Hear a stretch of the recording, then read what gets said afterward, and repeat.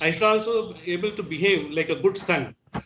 That he says, no problem. You go there, and your father will also live long, and you will also be a good son to your father. Not to worry about it. The next, when he asked him, because I should know what is the final, this performance of the great boons, the Agni, Nachiketa Agni, because it's Swargi Agni, they call it. That is the highest form of yajna people can perform in those days. Swargiya Agni, there is a procedure by which you will have to do that. He explains, whatever be the procedure he explains, and it's very difficult to get the knowledge of that and absorb that. But this boy, 7-year-old boy, is so intelligent and he is enamored. He has got so much of God's grace. He absorbs like anything equally to that the knowledge of Yama. He gets the entire knowledge. Yama got so sort of a he got really be taken away by the grasp of this boy. He says, "You are Prajan and you are equal to me in terms of knowledge. You got this." Finally, he says, even whatever that Swargiya Agni, which is being performed by all the greatest rishis after a long time of meditation and tapas, you will be able to do. In fact, right now, you have grasped it so well, it will be called Nachiketa Agni. The entire yaga will be, yajna will be called by your name. You have become so famous and you have absorbed it so fast. And the third boon is asking, what happens when the soul leaves the body? So because only, because the body is here, but where the soul goes? Some people say, so these are all, there's one philosophical charavaka. I don't know whether you might have heard in elsewhere and all. It says, look after your body and take care of the comfort of your body. That is good enough. The soul will and all, they are all bluffing, you don't bother about it. When you live comfortably and do it, and because you be happy with whatever you are having, don't bother about other things and all, go. But that is one Charavaka philosophy. He is asking because whether soul really goes, some people say like that, some people say no, soul is not there, but some people say soul goes to Swarga and depending on that it comes back. So many things are there, and I want to know this particular question. Yama desists answering this particular question. When the Upanishad says Yama desists from answering this particular question, it is for finally it comes to, he gives the answer forthcoming in a different way, indirectly he gives the answer. When he gives, and then don't ask me this question, even the devas, even the brahmas, they don't know, they are still trying to find out, like infinity, what is this infinity, how far infinity can be described, that's what they are trying to do. Even they are not able to, which extent they are not able to do it. Why do you want to do that? Don't get into that. I will give you a long life. Whatever comforts you want, I will give it to you. And what all material comforts I will give it to you. Even if you want to be a king, you can be a king of the entire world. You will have everything will be served on your platter. You don't have to work for that. In this world, we will have to work for whatever we have to get. Even that is not required. I will give it to you. But he is steadfast. I just don't want all those things. You please give me this knowledge, because that knowledge can be given only by you.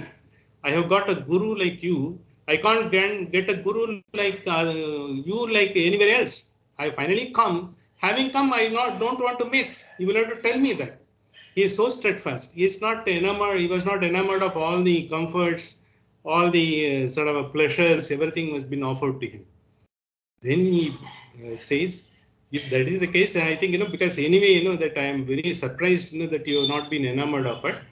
Then the second chapter comes, then he gives, there are two kinds of people for Shreyas and Prayas.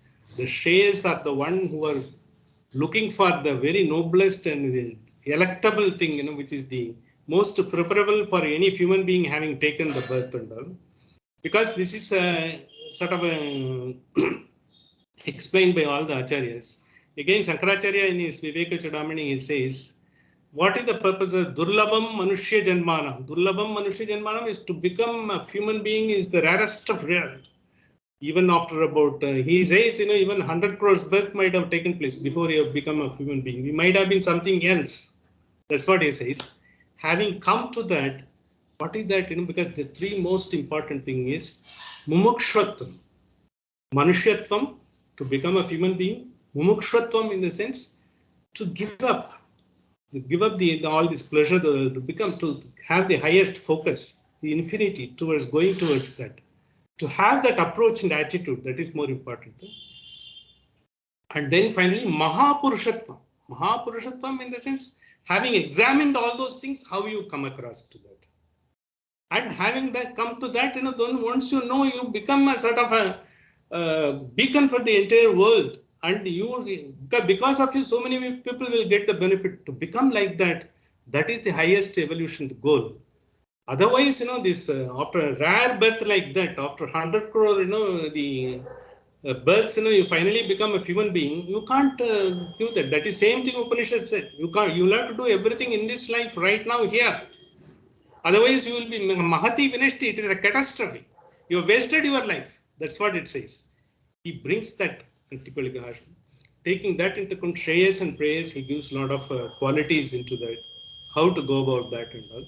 And what we have seen, because the last few mantras are how important is Guru. How to get a Guru is also very important. Like, because a research scholar, you should be lucky to get a good mentor, good guide. Not everyone may be blessed with that. Some people might have gone with the intention, finally they might not have done. We have seen in our life also so many people have done like that. That is why, here also the Upanishad says, be careful about the Guru. Swayam Dhira Pandita Manyamanaha, because everyone will talk flowery words. Pushpita Vacham, they will talk about everything, but they may not be really so. We have also got a lot of godmen around, because coming with the flowing robes and the psychedelic smile and all. Psychedelic smile can't come without the psychedelic substance. Because they come and people are after them because they look for something, immediately for material interest, you go after them, and that's what it happens. Having come to that, because that's he wants that, and go to the right person. Finally, when he comes, then you will have to take yourself to the highest level by doing all the upasanas in the sense, focus on whatever you are doing. Focus on whatever. If you are an engineer, do whatever. If you are a doctor, try to do whatever you are doing it. And even if you are not anyone else, in fact, there is a proverb, even if you are a janitor, do the job such a way, no one else can do such, because whatever you do it, the excellence has to come in. The Upanishad, what it brings is once a man gets a change in him, whatever you do will be excellent. And then you will not be sort of rather bogged down, and you will not be vacillating because it happened like that, because you will just go about it. Your focus is there. That focus is God awareness. If you want to call God awareness, it's not that always you will have to pray to the God and be in this one and all. The focus. When you focus, it is in the sense you are not bothered about other wishy-washy things. Your focus is onto the whole thing, what you are doing. If you are trying to mend a laptop, you are going to work on that, see how best you can. Maybe you will be getting a charges for that. That's part of it. But when you are giving in return, you are going to give with the full focus and the excellent. If the whole world is full of excellence, then the world will be a wonderful place to live in. And once we know, because what is by doing that, what's going to happen with the concern for others when we do it, then it is going to be, because we will not have so much of climatic changes or anything like that. When plastic was rather invented, way back in 60s, by DuPont, it was considered to be the life-changing sort of invention. Today we are grappling with it, what to happen. So the same thing is going to happen to solar panels. After 10 years from now, all the solar panels will be useless. They will have to be disposed of. Where you are going to find. Likewise, whatever you create will have to end. When we say Punarapi Jananam, Punarapi Maranam, not only for human being, for anything that happens, it has to finally go off. So how to do that? Because every time when you enamored of something like that, it is not the end of it. So therefore, finally, when we nobly attempt to find out to live with the nature, and part of it, that's why in simple living, high thinking was in Sanatana Dharma, in the sense you are not trying to, having a paraphernalia of things to enable you to live. Today, without a laptop, without a mobile, or without a air conditioner, I can't live. But it's not necessarily so, there are people who can live without that at all. These are all I have created myself.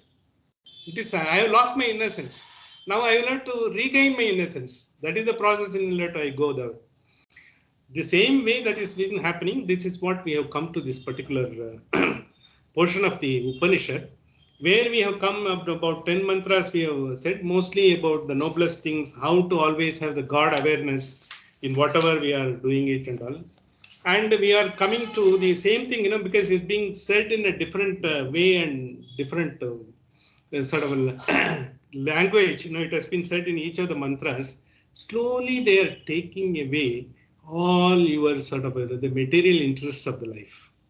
Material interests of the life in the sense which is not necessary, because there is a philosophy, existential philosophy there in France. Jean-Paul Sartre, we know, and Albert Camus, who was the Nobel laureate, and he was also there.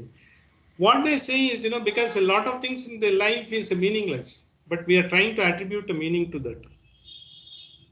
So when you are trying to attribute a meaning to that, you try to live up to that meaning, and in that process, there are always conflicts, will take place. So this is exactly they talk about it, and in this only we are coming, because if you in this I will only try to point out two verses and 2 points in this Upanishad for you. You may be able to appreciate. In page number 27 of the document, afterwards you can see. I will just read it. I think it is so far fetched, and how they had the vision in those days. In one of the mantras, the first part in the 21st mantra, in that you can see your document later. You can see page number 27. Because one point that is mentioned, just I wanted to bring it about, just to see how farsighted they were and all. They say the strategies of jealousy guarding knowledge is utilized on earth by wealthy tycoons. They say even the powers that be, they are doing it, who keep a close watch over the intellectuals in the society. Their theory is that it is people with the knowledge who pose the greatest threat to them. They keep a tight control over educational system. Only that which will promote their philosophy of life is taught at the schools and colleges. They also see to it that the historical records of previous social uprising are doctored to remove facts which may reflect badly upon their own rule. Even religion is not spared, and sacred scriptures are rewritten to suit their own purposes. This is, of course, Chinmayananda's explanation of one of the mantras. It was about 25, 30 years before. We are seeing it all over the world. It is happening. Not only that, we are seeing in our own place also. So their farsightedness is so great, and they are able to predict, what can happen if the human thinking is going to be cringed, when you are not going to be broad-based and all. So now coming to this, because in the page number 48, we are going to resume the mantra, from where, we will be able to continue. 1.2.11. The mantra says, Kamasya aptam jagata pratishtam, krotor anantyam abhyasya param. In the sense, because the Sanskrit words, it says, when you say fulfillment of a desire is the foundation of the world. Jagat in the sense, Jagrati the Jagat. Because once you fulfill a desire, it doesn't mean, that the desire is fulfilled, it's going to be closed. It gives rise to further desires. This is exactly Manusmriti says. Manusmriti is sort of a most criticized sort of a scriptures here, but Manusmriti people have not possibly read it, because we also had the same opinion, but after listening to the masters, we also come to know how great things they have said. By just fulfilling a desire, you are only creating further desires, because there is no end to it. It is a chain, it is like a nuclear reaction. It goes on, there is no end to it. You cannot find an end to it. Therefore, Kamasya aptam jagataga pratishtam, because the foundation of the world, jagataga pratishtam in the sense entire the world has been brought in, because nimitta karana, he has brought it with a purpose. What is the purpose? Purpose is everyone has to finally see, when you are living with the concern of others, concern for others, concern for the other beings, concern for other flora and fauna, your life will be different.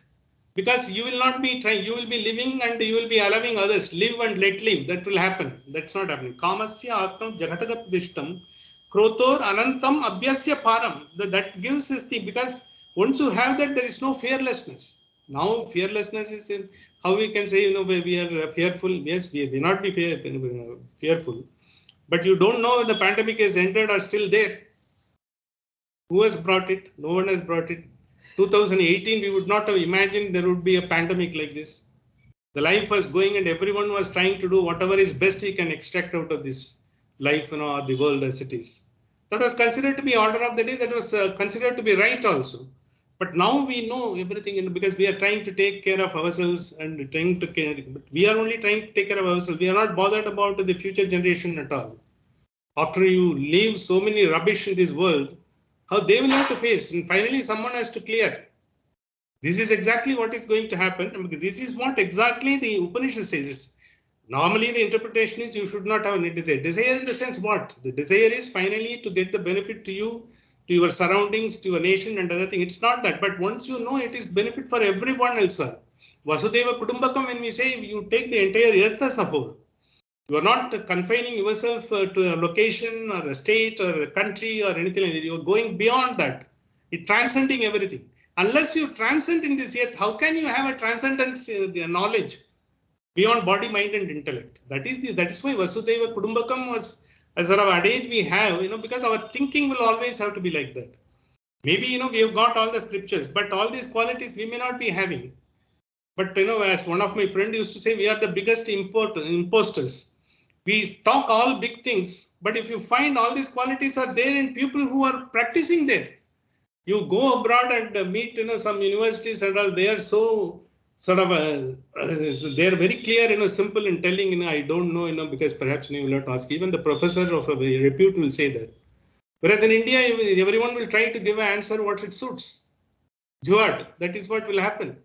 This is exactly what is this. Once you do that, then you are taking Krotor Anantam Abhyasya Param. Because once you get to the shore of other things, that is full of bliss. If people are having that attitude, if all of us are having the attitude, what is there to worry? Because it's not necessary we have to do the scriptures, study the scriptures. And there are so many people who have lived like, because so many masters, they have lived like this, because Nisarghatta Maharaj, one was there, and Tirukachinambigal was in, like a lot of people, they may not be knowing, but they lived the life. They were happily living the life and they had the eternal bliss. They never been, because that bliss is unmatchable. That is infinity. Purnamadaha, that they have got that. That is the one. For that he is there. Stotum, because the next sentence, it says once you get that, you go to the other side of it, because now in this world of desires we are there. So we are having all these things. But once you don't have this, once you leave the other side of it, you are getting it in the sense. Stomam Mahat Urugayam. Stomam in the sense, what Stuti, what we say, Stomam in the sense, what, all this Upanishad, Veda, everything, they are trying to bring, they are venerate the highest primordial power. When we say Hari Om, Om is supposed to be the primordial sort of sound, primordial vibration. From there only entire Vedas have come. That's what our scriptures say. Om is the first primordial power. And the Om is symbol of the entire ultimate power. When we say Hari Om, that Om denotes the Hari. Okay, we can call Hara, whatever your the God is there. Hari in the sense it is the primordial power, because Vishnu is also a concept in our language, in the Sanatana Dharma. Vivishti iti Vishnu. Once you occupies all the places, once you is also inside. He is occupying all the places as well as inside as a life force in you. That is why it's called Vishnu. Shivam is the ultimate bliss, in the sense, without any taint, the pure bliss. When you don't have any raga, dvesha, kama, nothing is there, that is what the final bliss. That is Shivam. So these are all the words used, in the, they're all concepts. Those concepts are being considered to be the primordial power which elevates you to that level. Stomam Mahat Urugayam, because finally Vedas or Upanishad, everything in Brahman, whatever you call, finally Pratipadya, what they call, finally they are pointing out to him. So Pratishtam, Drishtva, once you know that, Dritya Tiro Nachiketa Tayas Astatsakshi, in the sense, once you are Dritya in the sense firm pursuit. You don't give up, because some people today, in fact, this time, the Nobel Prize has been given for quantum mechanics to 3 of the people who have been given. If you see, all their interviews and all, they said, some of them have been dissuaded. Why are you wasting your time on this? And some of them have told, I think, because when someone, they had to go to some other place to do the research, that's how they have done it. But they were all holding on it. Dritiya, they have not given up, because that is the intuition. That comes only from the intuition. It will not come from the instruction. No instruction can take you to your own intuition will take you. They are all convinced, they went about it. This is exact Dityadiro Nachiketa Asesratri. Because you rejected all these worldly things. Asesratri in the sense, because you had intuition. Because worldly, so many people might have succeeded doing this and doing that. What we are teaching our children or what we have been taught, look, that fellow is doing so well. Why can't you do like him? Why should I do like him? I may not be doing like him because I may be having my own happiness by doing what I am liking it, what I am passionate about it, whatever innate in me. That innate quality in which I am not able to bring about. That innate quality is the one which Upanishad discusses in different terms.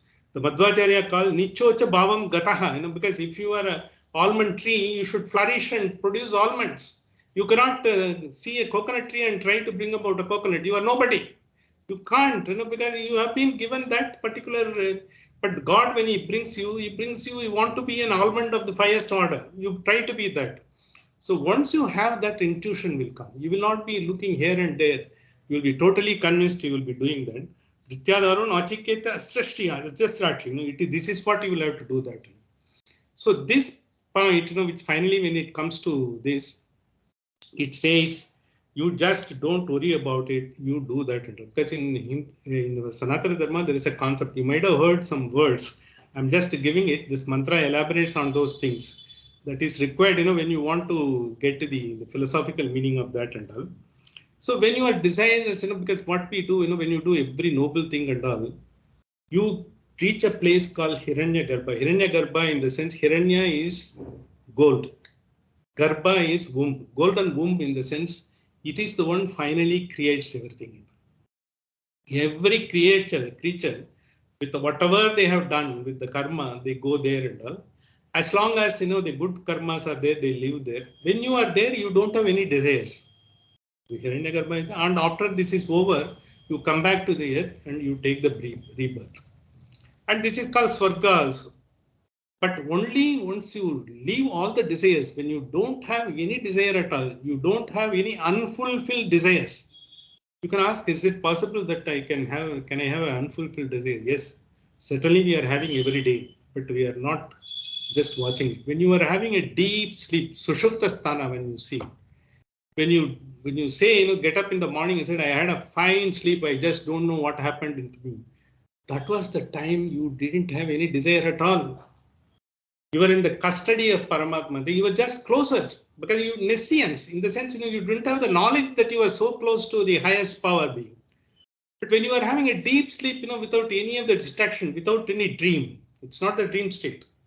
It's not because there are being, see, entire human being's autobiography has been written in one Upanishad, then what's called Mandukya Upanishad. It talks about, three stages. One is Jagrata Sthana, when the waking stage, whatever you are trying to do, because based on our all our instruments, the senses tell you, and what you do it, because with your own sort of wisdom and intellect and using it and all, that is Jagrata Sthana. And then dream state is whenever you have desires which is not fulfilled still in Jagrata Sthana, they come in the dream state. The dream state, you had some ambition, but you couldn't do it. Maybe, I want to be abroad somewhere, sometime, but I am all along here and all. Maybe in the dream, I may be getting it because that is an unfulfilled desire that comes.